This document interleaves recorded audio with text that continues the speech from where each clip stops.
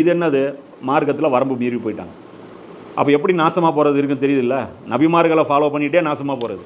இவங்க என்ன சொல்கிறது? மூசா நபி, தாவூத் நபி, சுலைமான் நபி இவங்களோட எங்களுக்கு க்ளோஸு, நாங்கள் வந்து ஈசா நபியை ஏற்றுக்க மாட்டோம். இது வரம்பு மீறுதல். ரசூல், அதாவது இவங்களை ஏற்றுக்குவோம். யார்? நாங்கள் வந்து ஈசா அலைஹிஸ் ஸலாமை ஏற்றுக்குவோம், ரசூல்லாவை ஏற்றுக்க மாட்டோம். இது என்னது? இதுவும் வரம்பு மீறுதல். அவங்க என்ன குற்றம் பண்ணாங்களோ அதே குற்றம் இவங்க பண்ணாங்க. புரியுதா? அப்போ அந்த அடிப்படையில் கிறிஸ்தவர்கள் என்ன பண்ணிட்டாங்க? ஈசா நபியை நேசித்து அந்த நேசத்தில் வரம்பு மீறி போயிட்டாங்க. இதைத்தான் அலி ரலியல்லாஹு அவங்க சொல்லுவாங்க, என்னால் 2 கூட்டம் நரகத்துக்கு போகும். ஒன்று, என் மேலே இருக்கிற அன்புனால் அதிகமாக அன்பு செலுத்தி நரகத்துக்கு போகும், வரம்பு மீறி நேசித்து நரகத்துக்கு போகும். வரம்பு மீறி என்னை வெறுத்து நரகத்துக்கு போகும். ஈசா நபி மாதிரி என்னுடைய உதாரணம். ஈசா நபியை வெறுத்த கூட்டமும் நரகத்துக்கு போகுது, ஈசா நபியை நேசித்த கூட்டமும் நரகத்துக்கு போகுது. அப்போ இதே வேலையை நாம் செய்வோம்ல. அப்போ நாம் என்ன பண்ணியிருப்போம்னா தீனில் சொல்லப்பட்ட விஷயங்களில் ஒரு சில விஷயங்களை மட்டுமே கையில் எடுத்துக்கிட்டு சாட்டிஸ்ஃபை ஆகிறது. இபாதத்து, தொழுகை, நோன்பு, ஜக்காத், ஹஜ் இது எங்களை காப்பாற்றிடுவோம்.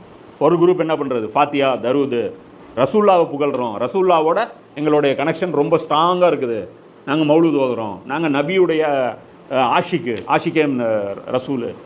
யார்? அந்த பரேல்வி கூட்டமெல்லாம் என்ன சொல்கிறாங்க? நாங்கள் ரசூல்லாவுடைய இது ரசூல்லா புகழ்ந்துட்டே சொர்க்கம் போகலான்னு ஒரு கூட்டம் நினைக்குது. வெறும் தொழுகையை நிறைவேற்றிட்டு சொர்க்கம் போகலான்னு ஒரு கூட்டம் நினைக்குது. தௌஹீது வச்சுக்கிட்டு ஒரு கூட்டம் சொர்க்கத்துக்கு போகலான்னு நினைக்குது. ஆனால் குர்ஆன் என்ன சொல்லுச்சு? ரசூலுக்கு அல்லாஹ் என்ன உத்தரவுகள் கொடுத்தான்? நபி என்ன மாதிரி செயல்பட்டார்? நபியுடைய முழுமையான வழிகாட்டுதல் எது? இதை ஃபோக்கஸ் பண்ணி இன்றைக்கி உம்மத்து போயிட்டுருக்கா? இல்லை.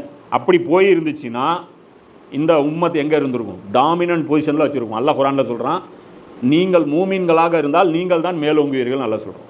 இப்போ நம்ம மூமின்களாக இல்லாததுனால நம்ம தான் எல்லா இடத்துலையுமே அசிங்கப்பட்டு இருக்கோம். இன்றைக்கி மனித உயிருக்கு வேல்யூ இருக்குது. ஒரு வெள்ளைக்காரன் செத்துருட்டோம், தாம் தூம்னு குதிப்பான். இங்கே 50,000 உயிர் போயிருக்கு, ஒரு மதிப்பும் கிடையாது. இன்றைக்கும் வந்து அமெரிக்கா என்னங்கிறான்?